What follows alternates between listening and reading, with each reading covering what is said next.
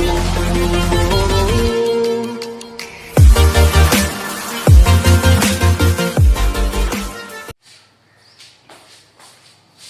Student, आपका हमारे channel maths master में स्वागत है और मैं आपका टीचर अमित जैन। जैसे कि आपने अभी पहली वीडियो देखी होगी, पहली वीडियो में मैंने आपको trigonometry and inverse trigonometry function के डोमेन एंड रेंज बताए हैं और आज हमारे पास एक्सरसाइज ट्रिग्नोमेट्री की 2.1 चलेगी, लेकिन 2.1 आपको जब भी समझ में आएगी जब आपको डोमेन एंड रेंज पता हो, ठीक है ना। अगर आपको डोमेन एंड रेंज नहीं पता है तो इनवर्स ट्रिग्नोमेट्री आप बिल्कुल भी नहीं कर सकते, ये ध्यान रख लीजिए। क्यों?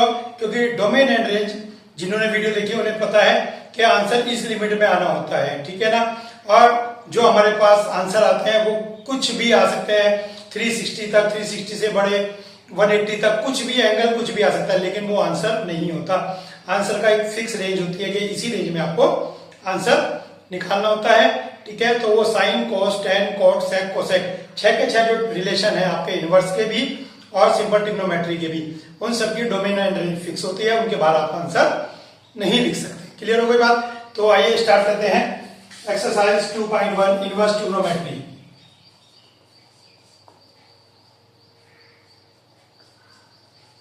चलिए देखते हैं पहला question, sine inverse minus half.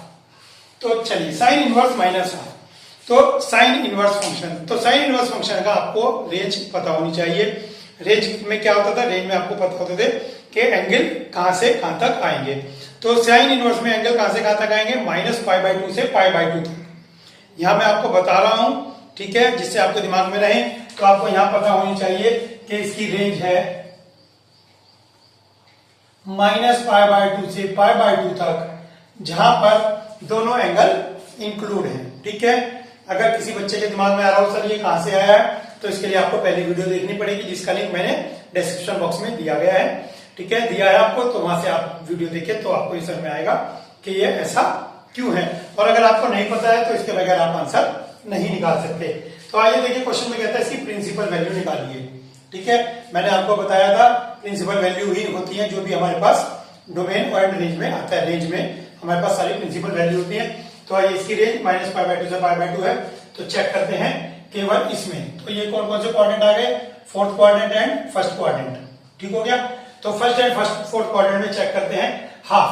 तो साइन की वैल्यू हाफ कितने एंगल पे होती है आपको पता होगा? 30 डिग्री पे साइन की वैल्यू हाफ होती है 30 मीन्स π/6।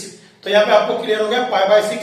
अब π/6 में माइनस लेना है आपको, ठीक है ना। वैल्यू माइनस हाफ है तो माइनस इस क्वाड्रेंट में तो आएगी नहीं, क्योंकि ये फर्स्ट क्वाड्रेंट है, फर्स्ट क्वाड्रेंट में साइन पॉजिटिव होता है। अब आंसर इस क्वाड्रेंट में जाएगा, इस क्वाड्रेंट में साइन नेगेटिव होता है और ये भी नेगेटिव है, तो मुझे पता लग गया मेरा आंसर फोर्थ क्वाड्रेंट में जाएगा, ठीक हो गया। तो फोर्थ क्वाड्रेंट के अंदर मुझे आंसर ले जाना है, तो फोर्थ क्वाड्रेंट में आंसर मेरा इस रेंज में आएगा -π/2 से 0, -π/2 से 0 के बीच आंसर आएगा। चलिए आंसर लिखते हैं। तो आप इसमें क्वेश्चन को आप लिखेंगे theta equal sine inverse half. तो थीटा इक्वल, तो हाफ किसकी वैल्यू है? हाफ वैल्यू है आपके पास π/6, ठीक। लेकिन फोर्थ क्वाड्रेंट में 0 to -π/2, तो -π/6। आपको किसी टीचर को कोई एक्सप्लेनेशन नहीं देना है, ये फेयर सोल्यूशन है। आपने क्वेश्चन लिखा, आपने रेंज लिख दी, आपने क्वाड्रेंट बना दिया, टीचर को क्लियर हो गया कि आपको सब नॉलेज है, तो एक्स्ट्रा आपको कोई बात लिखने की यहाँ पर आवश्यकता नहीं है। और ये आपका फेयर आंसर आ गया, थीटा इक्वल -π/6।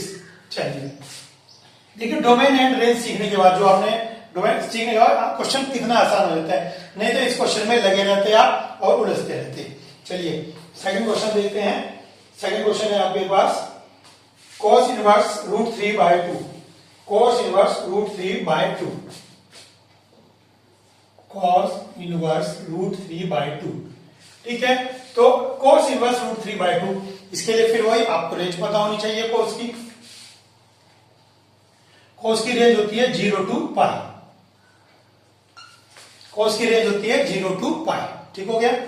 तो अब इसमें क्वाड्रेंट में देखेंगे हम, तो 0 to π वैल्यू पॉजिटिव है, तो आपको पता है पॉजिटिव वैल्यू फर्स्ट क्वाड्रेंट में आएगी cos की, इस क्वाड्रेंट में नेगेटिव आएगी, पॉजिटिव वैल्यू इसमें आएगी। तो √3/2 किसकी वैल्यू है? √3/2 30 डिग्री की वैल्यू है। तो डायरेक्ट आपने यहाँ पे बता दिया सब कुछ, ठीक। √3/2 रेंज 0 to पाई, 0 to पाई के बीच में कोस कब पॉजिटिव होगा, कोस यहाँ पॉजिटिव होगा, तो आपके पास थीटा इक्वल आ गया π/6, ठीक हो गया। तो आपको रेंज पता थी तो आपने आंसर लिख दिया कि पॉजिटिव आंसर है, पॉजिटिव इस क्वाड्रेंट में आएगा, इस क्वाड्रेंट में तो आएगा नहीं, कॉस पॉजिटिव इस क्वाड्रेंट में, इस क्वाड्रेंट में आपने आंसर लिख दिया 30 डिग्री। आई थिंक ये आपको क्लियर हो गया होगा बिल्कुल। चलिए नेक्स्ट क्वेश्चन देखते हैं।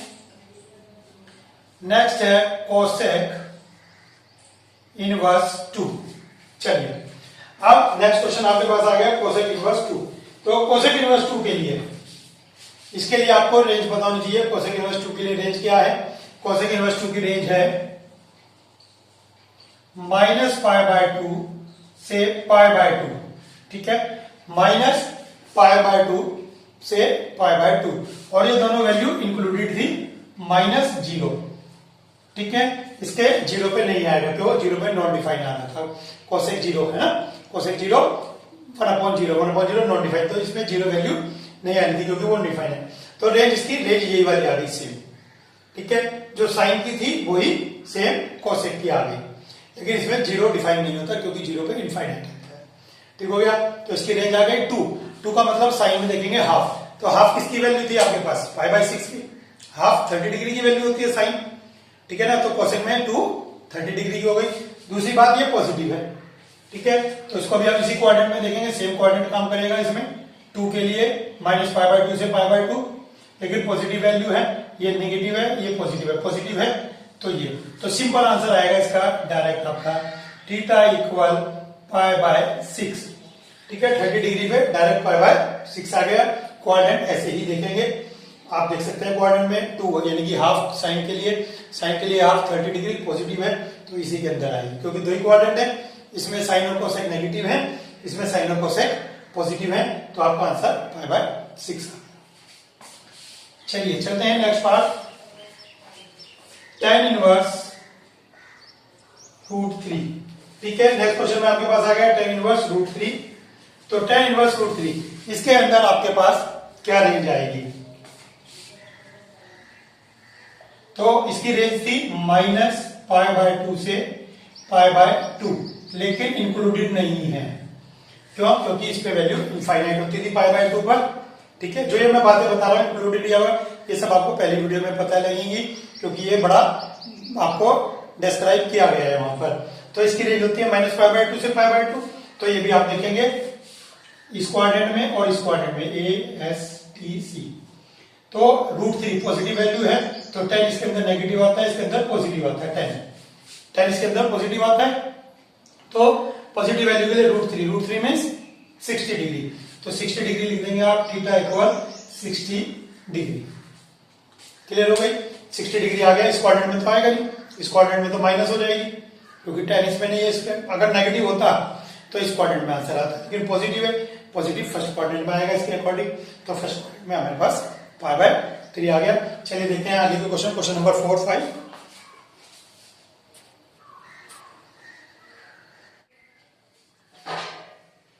आइए देखते हैं क्वेश्चन नंबर 5। क्वेश्चन नंबर 5 में आपके पास cos इनवर्स -हाफ, तो cos इनवर्स -हाफ, तो इसकी रेंज कितनी होगी आपके पास cos की, 0 to π, ठीक है, 0 to π क्वाड्रेंट में देखते हैं, 0 to π, इसके अंदर cos पॉजिटिव होगा और इसके अंदर cos नेगेटिव होगा, cos की वैल्यू आपके पास लेकिन नेगेटिव है, तो ये एक बात क्लियर हो गई कि आंसर सेकंड क्वाड्रेंट में आएगा, ठीक हो गया। अब बात रही हाफ वैल्यू किसकी है, हाफ वैल्यू है 60 डिग्री की, cos में 60 डिग्री मींस π/3, तो π/3 तो फर्स्ट क्वाड्रेंट में होगा, तो सेकंड क्वाड्रेंट में क्या होगा, सेकंड क्वाड्रेंट में कैसे लिखेंगे, π माइनस π/3, ठीक है ना, सेकंड क्वाड्रेंट में आप लिखेंगे π माइनस π/3, तो कितना हो जाएगा 3π माइनस π/3 2π/3, ठीक है।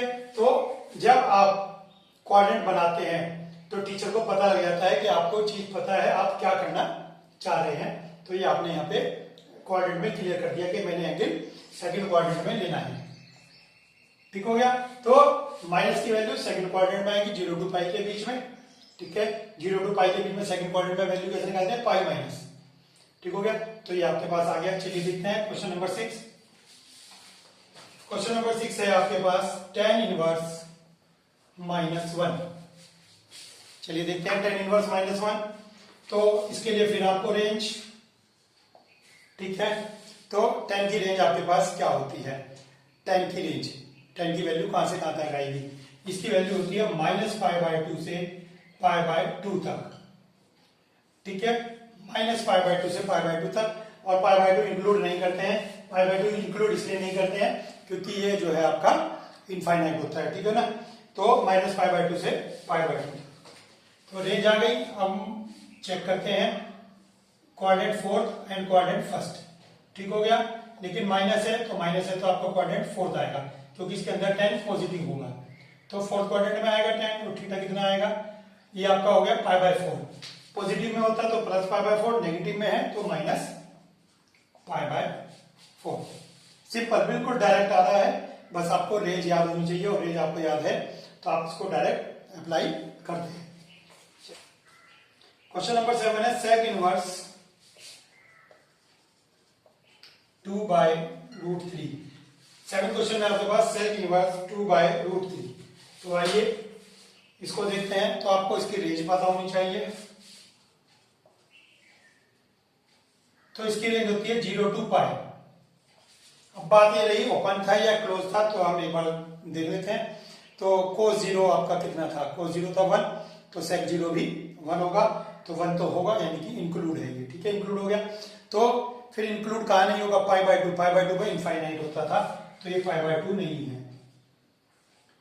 तो ये इसकी रेंज हो गई।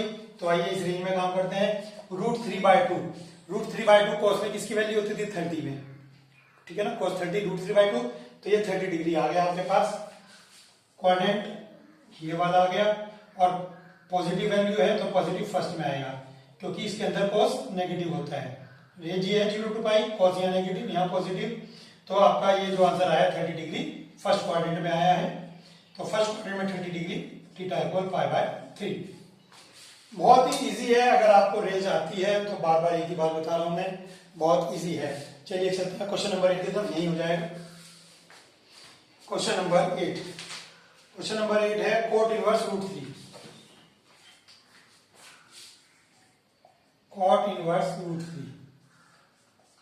तो देखिए cot इनवर्स √3, तो cot की रेंज हमारे पास क्या है? तो जो हमारे पास cot की रेंज है वो 0 to π है, 0 to π, ठीक है। अब जो हमारे पास cot की रेंज आ गई वो 0 to π आ गई। तो अब इसमें देखते हैं कि ये ओपन ब्रैकेट था या क्लोज ब्रैकेट था। ये मैं हमेशा आपको बार बार बताता हूँ और बार बार बताता रहूंगा कि ये चीजें मायने रखती है, नहीं तो बड़ी दिक्कत हो जाती है, ठीक है। तो चलिए, तो सबसे पहले tan 0 में कितना था आपके पास? 0। तो cot 0 क्या होगा? नॉन डिफाइंड, नॉन डिफाइंड पे वैल्यू नहीं होती, तो ये वैल्यू नहीं होती। तो पाई पर भी आपके पास ये वैल्यू नहीं होगी। तो ये आपके पास रेंज आ गई 0 to π। और π/2 पर कितना होगा? π/2 आपने देखा होगा, 10 π/2 पे कितना था? 0, ठीक है ना। 1090 कितना था आपके पास? नॉन डिफाइंड, 1090 नॉन डिफाइंड, तो cot 90 कितना होगा? 0। तो ये रेंज आपके पास आ गई 0 to π, क्योंकि π/2 पर भी ये डिफाइन हो रहा है, ठीक हो गया। तो रेंज 0 to π में आ गई। अब 0 to π, और इसके अंदर cot प्लस इसी क्वाड्रेंट में आएगा। तो √3 डायरेक्ट 30 डिग्री की वैल्यू है, तो डायरेक्ट 30 डिग्री, ठीक हो गया। तो डायरेक्ट 30 डिग्री की वैल्यू आ गई √3 π/6 फर्स्ट क्वाड्रेंट में। तो आई थिंक आपको समझ में आ रहा होगा। और अगर आपको थोड़ी भी दिक्कत हो रही है तो इसका मतलब ये भी आपका रेंज क्लियर नहीं है। रेंज को थोड़ा सा आप इसको स्ट्रॉन्ग करें। चलिए चलते हैं क्वेश्चन नंबर 9।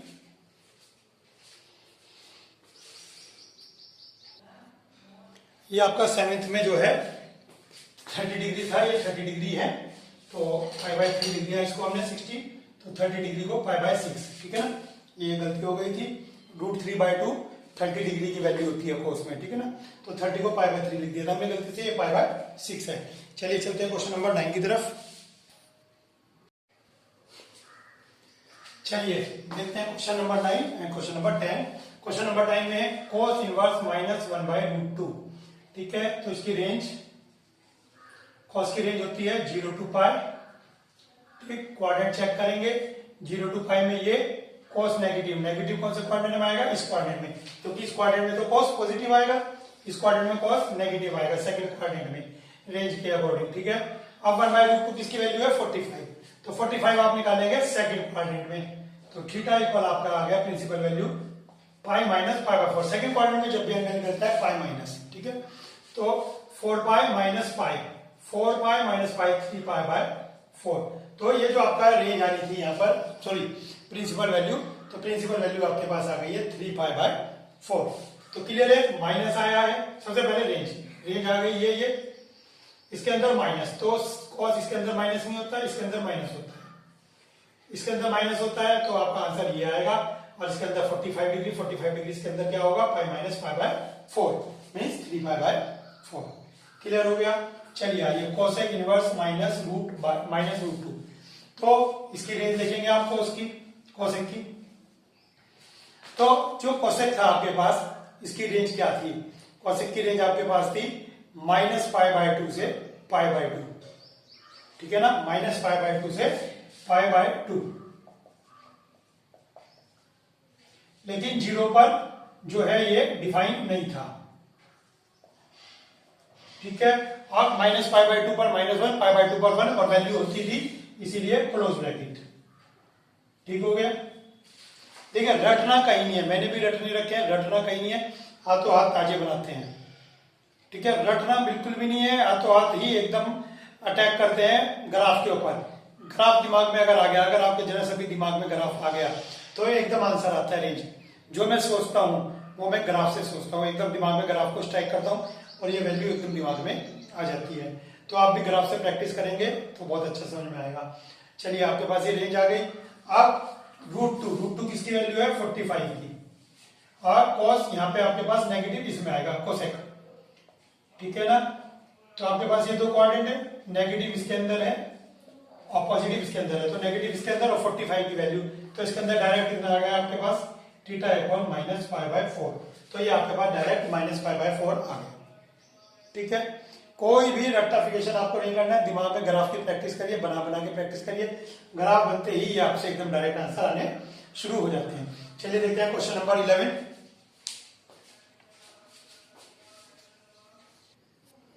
चलिए देखते हैं क्वेश्चन नंबर 11। क्वेश्चन नंबर 11 में tan inverse 1 plus cos inverse minus half sin inverse minus half, means एक क्वेश्चन के अंदर आपको 3 क्वेश्चन दिए गए हैं, 1 2 3। तो एक क्वेश्चन में 3 क्वेश्चन दिए गए हैं, चलिए करते हैं एक एक करके।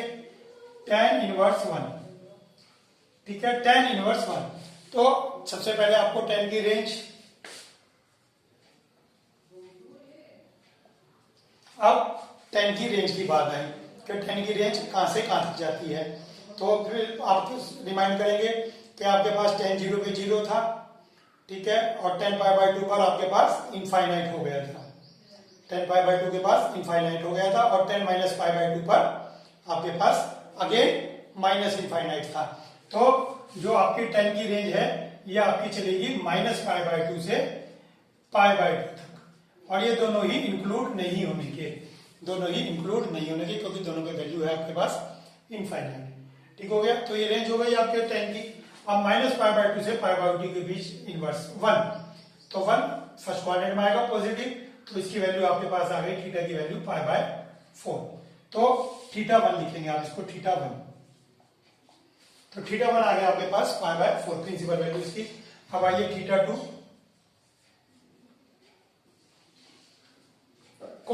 कॉस होता है 0 टू पाई के बीच, ठीक है ना। कॉस की रेंज क्या थी आपके पास? 0 टू पाई। तो 0 टू पाई के बीच अगेन देखेंगे हम इसको, माइनस है तो माइनस सेकंड क्वाड्रेंट में होगी, फर्स्ट क्वाड्रेंट में तो कॉस प्लस होता है, सेकंड क्वाड्रेंट में कॉस माइनस होता है। तो सेकंड क्वाड्रेंट में हाफ किसकी वैल्यू थी? 60 डिग्री, ठीक है। तो सेकंड क्वाड्रेंट में 60 डिग्री, तो आइए सेकंड क्वाड्रेंट में 60 डिग्री ऐसे लिखा जाएगा, 60 मीन्स पाई बाय 3 और सेकंड में पाई minus pi bye 3, that is 2 pi by 3। तो थीटा 1 आ गया आपके पास, थीटा 2 आ गया सेकंड क्वाड्रेंट में। अगर आपको लगता है कि सर मुझे क्लियर नहीं हो रहा तो कुछ नहीं करना, आपको वीडियो थोड़ा सा बैक करके वापस देखनी है, तो आपको क्लियर हो जाता है। जब आप वीडियो को 2-2 बार देखते हैं, 2-3 बार, तो ये चीजें आपको क्लियर हो जाती है। चलिए थीटा 1 थीटा 2 आ गया। अब आपके पास आता है theta 3, sine inverse minus half. तो देखते हैं साइन इनवर्स माइनस हाफ, तो इसकी रेंज कितनी होती है साइन की रेंज भी आपके पास 0 टू पाई होती है। और देखिए यहाँ पे एक चीज रह गई, ये 0 टू पाई इंक्लूडेड होता है, ठीक है, 0 टू पाई इंक्लूडेड रेंज। अब यहाँ पे 0 टू पाई हो गई। अब साइन की वैल्यू हाफ, अब देखिए माइनस हाफ, लेकिन माइनस हाफ तो इसके अंदर आएगी, इसके अंदर तो होती नहीं, तो इट मीन्स इसकी रेंज आपकी -π/2 से π/2। देखिए अपना आप पता लग जाता है, गलत लिखी आपके लिए जान के गलत लिखी ताकि पता लग जाए। 0 टू पाई, मैंने 0 टू पाई लिखा, यहां भी साइन प्लस है, यहां भी साइन प्लस है, तो नेगेटिव कहां गया, हो गई ना गड़बड़, तो नेगेटिव यहां से चलेगा। तो -π/2 से π/2 तक इसके अंदर नेगेटिव वैल्यू भी आ गई और पॉजिटिव वैल्यू भी आ गई। तो माइनस हाफ कहां चलेगा, इस क्वाड्रेंट में चलेगा। तो हाफ किसकी वैल्यू है 30, तो यहाँ पर 30 डिग्री आ गया π/6, ठीक हो गया, लेकिन माइनस की, क्यों, क्योंकि क्वाड्रेंट फोर्थ है, फोर्थ क्वाड्रेंट में माइनस लगेगा। चलिए अब से देखते हैं, θ1 plus θ2 plus θ3, θ1 is π/4, θ2 is 2π/3 and this is -π/6। तो चलिए इसका एलसीएम लेते हैं, इसका एलसीएम आपके पास आएगा 12, 4 3 जा, 3 4 जा, 6 2 जा, तो 8 3 11, 11 minus 2 9, 9π/12, 3π/4, that is the answer. देखिए अगर लॉजिकली चले और आपको रेंज बिल्कुल अच्छी तरह याद है, आपको ग्राफ याद है, तो कोई क्वेश्चन नहीं, कोई चांस नहीं गलत हो जाए। अब देखिए रेंज आपको समझनी पड़ेगी, अब मैं क्यों बता रहा हूँ। देखिए एक के अंदर 3 वैल्यू थी, कहां तक क्या क्या रट के लिखेंगे, गड़बड़ हो जाएगी, समझ के लिखेंगे तो कोई दिक्कत नहीं होगी। देखिए मैंने 0 टू पाई लिखा था, लेकिन 0 में भी साइन प्लस, पाई में भी प्लस, तो फिर साइन की नेगेटिव वैल्यू कहां जाएगी, तो पकड़ी गई गलती। तो ये गलती आपको भी पकड़नी है, और जो भी पकड़ पाएंगे जब आपने फंडे क्लियर कर रखे होंगे। चलिए चलते हैं नेक्स्ट क्वेश्चन की तरफ। चलिए देखते हैं क्वेश्चन नंबर 12, एक्सरसाइज के एंड की तरफ भागे जा रहे हैं हम भी। क्वेश्चन 12 में कॉस और साइन, ठीक है, तो θ1 इक्वल कॉस इनवर्स हाफ, तो कॉस की आपके पास रेंज, ठीक है, तो कॉस की रेंज क्या होती थी आपके पास, कॉस की रेंज होती थी 0 टू पाई, 0 टू पाई, ठीक है, 0 और पाई दोनों इंक्लूडेड है। तो 0 टू पाई, और पॉजिटिव वैल्यू है, पॉजिटिव वैल्यू किसमें आएगी, फर्स्ट में, सेकंड में तो कॉस नेगेटिव हो जाएगा। तो that is equal to half means 30, sorry 60 means π/3, तो θ1 आपके पास π/3 आ गया। चलिए θ2 चेक करते हैं,